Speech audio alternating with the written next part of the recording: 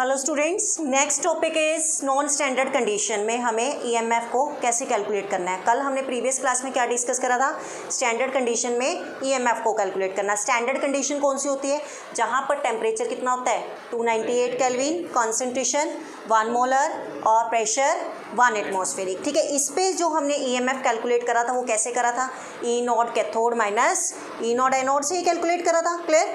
अब अगर हमारे पास जनरली स्टैंडर्ड कंडीशंस नहीं होती हैं तो मतलब स्टैंडर्ड कंडीशन कौन सी, जहाँ पर टेम्परेचर 298 केल्विन ना हो, कंसंट्रेशन 1 मोलर ना हो और प्रेशर 1 एटमॉस्फेरिक या फिर 1 बार ना हो, वो सारी की सारी कौन सी होती है, नॉन स्टैंडर्ड कंडीशंस होती है। ठीक है, तो वहाँ पर जो आप ईएमएफ कैलकुलेट करोगे वो आप करोगे किसकी हेल्प से, that is Nernst equation. Clear, that is a Nernst equation. अब एक चीज़ देखो, ज़रूरी नहीं है कि तीनों की तीनों चीज़ें डिफ़र होनी चाहिए। कोई अगर एक चीज़ भी डिफ़र होगी, सपोज कंसंट्रेशन 2 मोलर होगी, 5 मोलर होगी, टेम्परेचर 298 केल्विन है, प्रेशर 1 एटमॉस्फेरिक है, तब भी क्या होगा, ईएमएफ नॉन स्टैंडर्ड कंडीशन में आप चेक करोगे, ना कि स्टैंडर्ड कंडीशन में। आ रही बात समझ। इनमें से अगर कोई एक कंडीशन भी क्या हो जाती है, वरी कर जाती है, मतलब उसका ईएमएफ, आप उस सेल का ईएमएफ किस कंडीशन में कैलकुलेट करोगे, नॉन स्टैंडर्ड कंडीशंस में। क्लियर है इतनी बात। अब देखो बेटा, ये जनरली हम अभी तक जो भी सेल पढ़ रहे हैं गैल्वेनिक सेल के लिए पढ़ रहे हैं, मतलब इलेक्ट्रोकेमिकल सेल। जैसे कि मैंने आपको बताया था इलेक्ट्रोकेमिकल सेल क्या है, that is the spontaneous process. क्या था स्पॉन्टेनियस, कि जो सेल अपने आप काम कर रहा है। ठीक है, इलेक्ट्रोकेमिकल सेल क्या था, जिसमें केमिकल एनर्जी किस में कन्वर्ट हो रही थी, इलेक्ट्रिकल एनर्जी में। और सेकेंड थिंग हमने क्या करा कि वो प्रोसेस क्या है, स्पॉन्टेनियस है। स्पॉन्टेनियस का मतलब क्या, सेल अपने आप वर्क कर रहा है। ये चीज़ आपने अभी ध्यान रखनी है। ठीक है, इलेक्ट्रोकेमिकल सेल स्पॉन्टेनियस है, इलेक्ट्रोलिटिक सेल नॉन स्पॉन्टेनियस है। ठीक है, स्पॉन्टेनियस जो काम अपने आप हो रहा है, जैसे मैंने एग्जाम्पल दिया था, वाटर फ्लो डाउन अ हिल, पानी ऊपर से नीचे अपने आप बहता है, that is the natural process. ठीक है, ये प्रोसेस क्या है, अपने आप होने वाला है, मतलब अपने आप क्या करेगा, ये काम करेगा। तो जब अपने आप काम करता है मतलब वो सेल क्या कर रहा है, कुछ ना कुछ वर्क डन कर रहा है। काम करना मतलब वर्क डन, मतलब सेल के द्वारा कुछ ना कुछ क्या हो रहा है, काम हो रहा है। तो वो work done according to physics concept आपको पता है, वर्क डन क्या होता है, that is Q into V। Q is the charge and V is the voltage या पोटेंशियल। अरे work done by the cell क्या होगा, Q इंटू V, मतलब कितना चार्ज फ्लो कर रहा है और कितना उसका वोल्टेज है, वो डिपेंड करेगा कि किस टाइप के आपने क्या लगा रखे हैं, इलेक्ट्रोड लगा रखे हैं। ठीक है, उसी के थ्रू क्या निकलेगा, आपका वर्क डन निकलेगा। ठीक है, अब अगर सपोज मैं बात करती हूँ फॉर एग्जाम्पल के तौर पे मैं समझा रही हूँ आपको, डेनियल सेल था। Daniell cell is the example of electrochemical cell. क्यों, क्योंकि इसमें कौन से इलेक्ट्रोड यूज हो रहे थे, जिंक और कॉपर के इलेक्ट्रोड यूज हो रहे थे। ठीक है, जिंक कैसे काम कर रहा था, ऑक्सीडेशन पे, और कॉपर कैसे काम कर रहा था, रिडक्शन पे। तो ऑक्सीडेशन पे इसकी रिएक्शन क्या थी, that is zinc which lose the 2 electron, और रिडक्शन पे क्या रिएक्शन थी, कॉपर प्लस के 2 इलेक्ट्रॉन विच गिव्स कॉपर। यही थी ऑक्सीडेशन और रिडक्शन पे रिएक्शंस। अब मुझे अगर बात करनी है यहाँ पर वर्क डन की, ठीक है, वर्क डन मैं कैसे निकालूंगी, जब मुझे क्या पता हो, चार्ज पता हो या फिर क्या पता हो, पोटेंशियल मतलब वोल्टेज पता हो, तभी आप क्या निकाल सकते हो, वर्क डन निकाल सकते हो। तो मुझे चार्ज कैसे निकालना है सेल में, तो इस चीज़ का आपको ध्यान रखना है। चार्ज कैसे हम निकालेंगे, आपको अगर मैं ये ऑक्सीडेशन की बात करती हूँ, यहाँ पे जिंक के कितने मोल हैं, ये जिंक सॉलिड में है, ये किस में है, एक्वस में। यहाँ पर जिंक के कितने मोल हैं, 1 मोल है। यहाँ पर कितने हैं, 1 मोल है। 1 मोल जिंक कितने मोल जिंक आयन के दे रहा है, 1 मोल, और कितने इलेक्ट्रॉन दे रहे हैं, 2 मोल्स ऑफ इलेक्ट्रॉन दे रहे हैं। यहाँ पर कितने हैं, 2। मतलब क्या है, 1 मोल जिंक जब ऑक्सीडाइज हो रहा है, ऑक्सीडाइज मतलब tendency to lose a electron, जब 1 मोल जिंक ऑक्सीडाइज हो रहा है तो वो ऑक्सीडाइज होके 1 मोल जिंक के आयन दे रहा है और 2 मोल इलेक्ट्रॉन को वहाँ से बाहर निकाल रहा है। इतनी सी बात है, क्लियर है इतनी बात। इसकी बात करूँ मैं, यहाँ पर क्या हो रहा है, 1 मोल कॉपर प्लस 2 आयन क्या कर रहा है, रिड्यूस हो रहा है, और रिड्यूस होके किसके साथ, मतलब 2 मोल्स ऑफ इलेक्ट्रॉन के साथ होके वो क्या दे रहा है, 1 मोल ऑफ कॉपर दे रहा है। इतनी बात समझ आ रही है। अब आपको पता होगा, अगर नहीं भी पता है तो आपको ध्यान रखना है यहाँ पर, जो 1 मोल पर चार्ज होता है, 1 मोल पर क्या बोल रही हूँ मैं, चार्ज होता है, वो कितना होता है, दैट इज 96500 कूलाम। ये आपको याद रखना है, ये अभी हम आगे डिस्कस करेंगे फैराडे में, ठीक है। 1 मोल पे चार्ज कितना होता है, 96500 कूलाम। जैसे हम बोलते थे ना, 1 मोल में एटम कितने होते हैं, 6.022 इंटू 10 की पावर 23 एटम्स, या मॉलिक्यूल्स या पार्टिकल्स, ऐसे बोलते थे ना। तो ऐसे ही मैं बोल रही हूँ कि 1 मोल में चार्ज कितना होता है, 96500 कूलाम। और इसको हम 1 मोल, अगर मैं चार्ज की बात कर रही हूँ तो यहाँ से ये 1 फैराडे के भी इक्वल होता है, मतलब 1 फैराडे इक्वल टू 96500 कूलाम, मतलब इसी का नाम क्या होता है, फैराडे होता है। इतनी बात समझ आ रही है।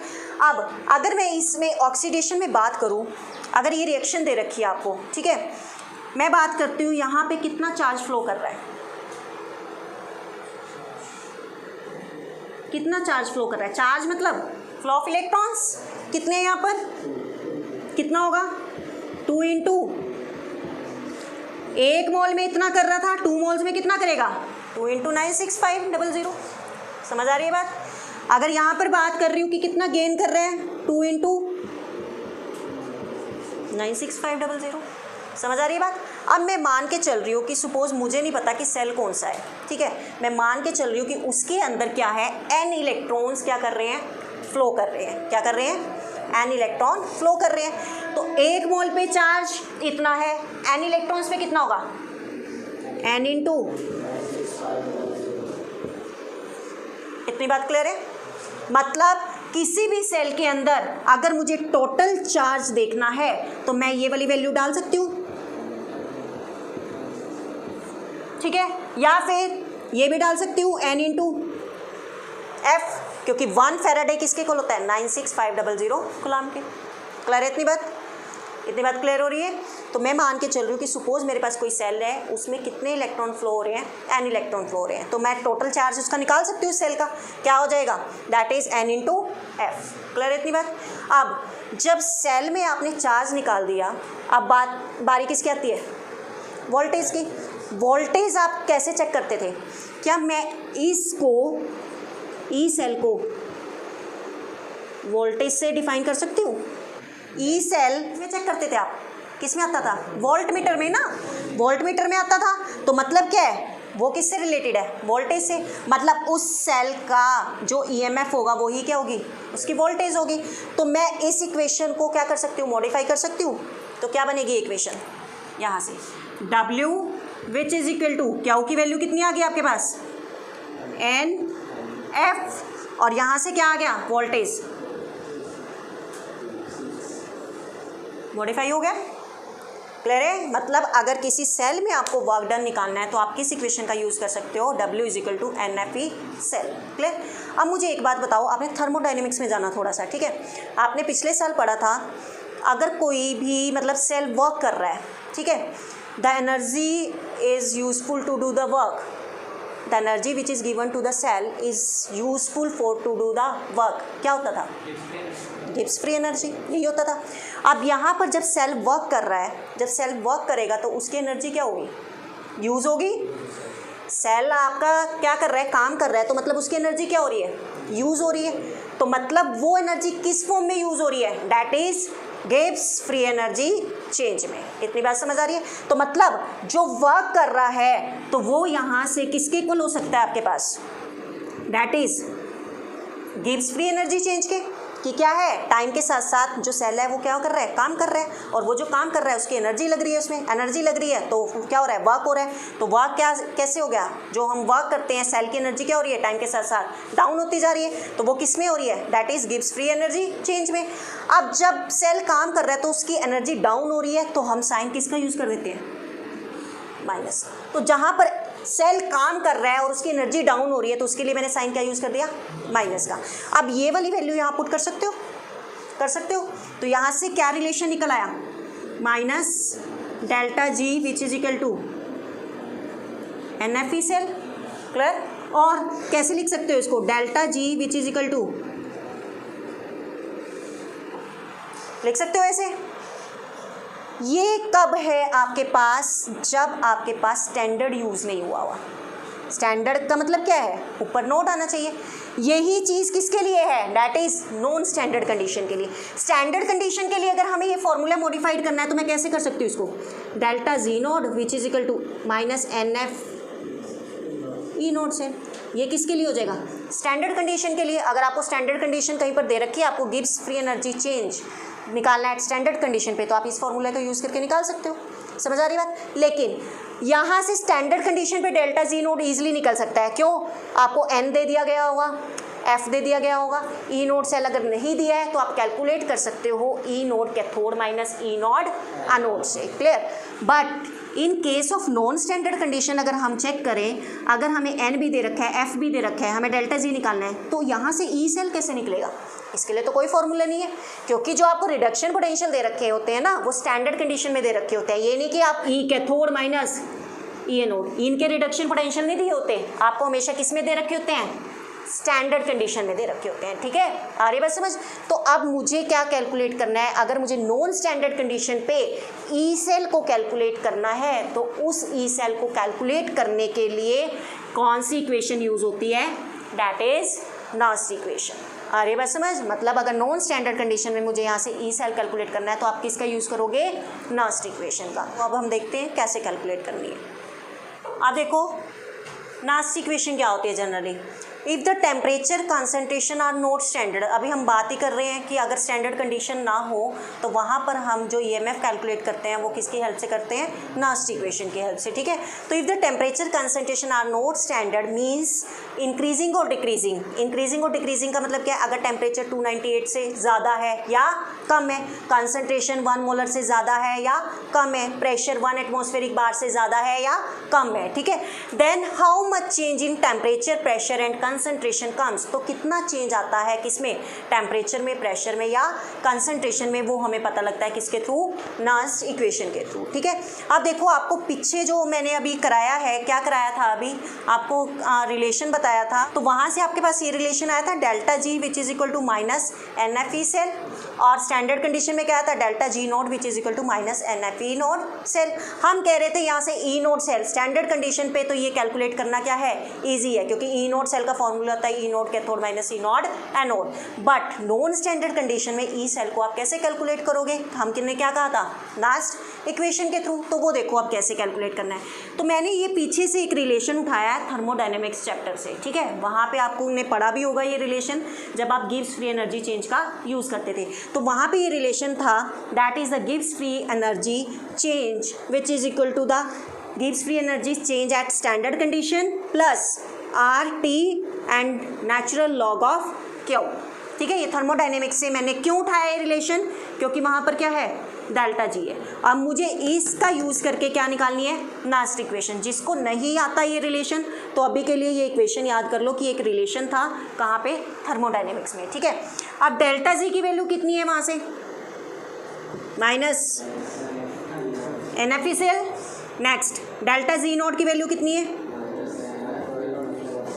Clear, plus R T natural log of Q, where R is the gas constant whose value is 8.314 joule per mole Kelvin.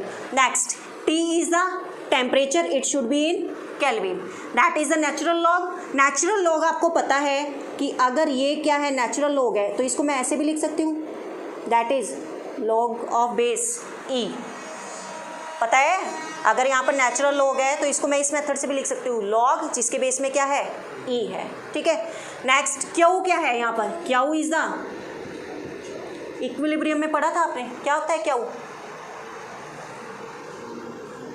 That is reaction coefficient. क्या होता था, रिएक्शन कोफिशिएंट, जिसको हम कैसे निकालते थे, कंसंट्रेशन ऑफ प्रोडक्ट अपॉन में concentration of reactant, अगर आपको याद हो तो। ठीक है, क्लियर है। अब देखो ये इक्वेशन आपके पास यहाँ पर आ गई। इस पूरी इक्वेशन को मैंने डिवाइड कर दिया किसके साथ, माइनस एन एफ के साथ। इस पूरी इक्वेशन को माइनस एन एफ से डिवाइड कर दिया, क्या, या फिर आप यहाँ से ई सेल कैलकुलेट करोगे तो ये पूरा का पूरा क्या है, एन एफ से डिवाइड हो जाएगा। यहाँ से अगर ई सेल कैलकुलेट करना है तो ये NF नीचे चला जाएगा ना इसके, तो मैंने पूरी इक्वेशन को किससे डिवाइड कर दिया, -NF से। ये कैंसिल हो गया,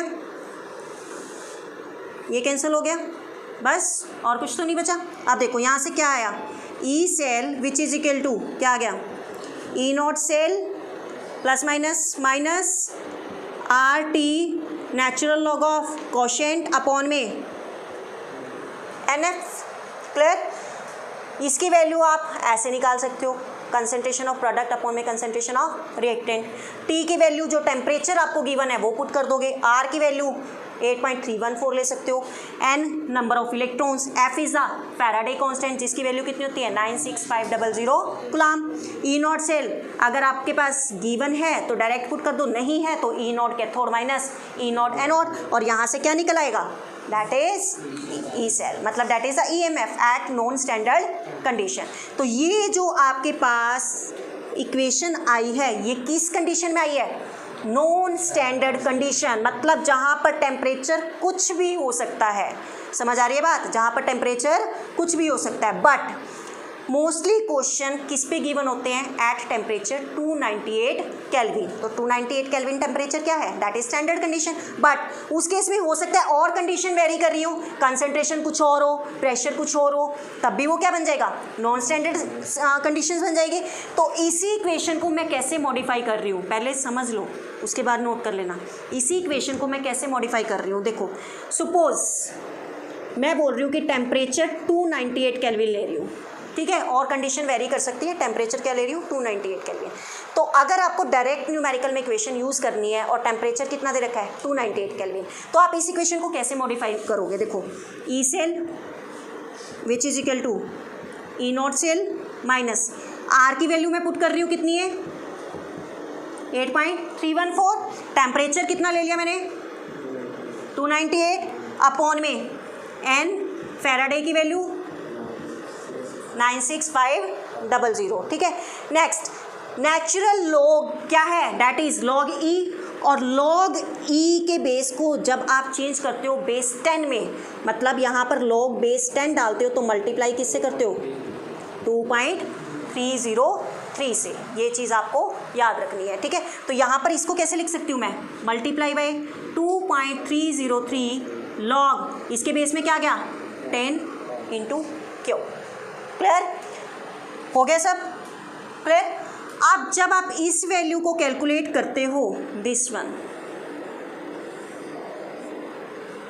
क्लियर, इस वैल्यू को जब कैलकुलेट करते हो तो आपके पास वैल्यू आती है E naught cell minus 0.0591 upon में एन, क्लियर, और यहाँ पर क्या गया लॉग 10, इसमें क्या हो सकता है, कंसंट्रेशन ऑफ प्रोडक्ट अपॉन में कंसंट्रेशन ऑफ रिएक्टेंट। क्लियर है। तो ये इक्वेशन कब बनी आपकी, जब टेम्परेचर क्या है 298 केल्विन है। अगर टेम्परेचर कुछ और दे रखा है तो आप किस इक्वेशन का यूज़ करोगे, इसका, क्योंकि ये जो वैल्यू कैलकुलेट करके आई है ये 298 को कैलकुलेट करके आई है, ना कि किसी और टेम्परेचर। समझ आ रही है बात, क्लियर है, ठीक है। तो ये जो आपके पास इक्वेशन है ये आप कब यूज़ करोगे, जब टेम्परेचर आपको कितना गिवन है 298 केल्विन, ठीक है। That is also Nernst equation but for the temperature 298 kelvin, ठीक है। अगर कोई और टेम्परेचर दे रखा है तो you will use this equation. Clear है। तो ये आपकी थी नास्ट इक्वेशन। इसको अगर और मॉडिफाई करना है तो और कैसे कर सकते हो आप, that is E naught cell minus 0.0591 upon में एन लॉग, यहाँ पर क्या है प्रोडक्ट की कंसेंट्रेशन अपॉन में रिएक्टेंट की कंसेंट्रेशन, ठीक है। क्योंकि रिएक्शन कोफिशिएंट क्या होता है, प्रोडक्ट की कंसेंट्रेशन अपॉन में रिएक्टेंट की कंसेंट्रेशन। क्लियर है।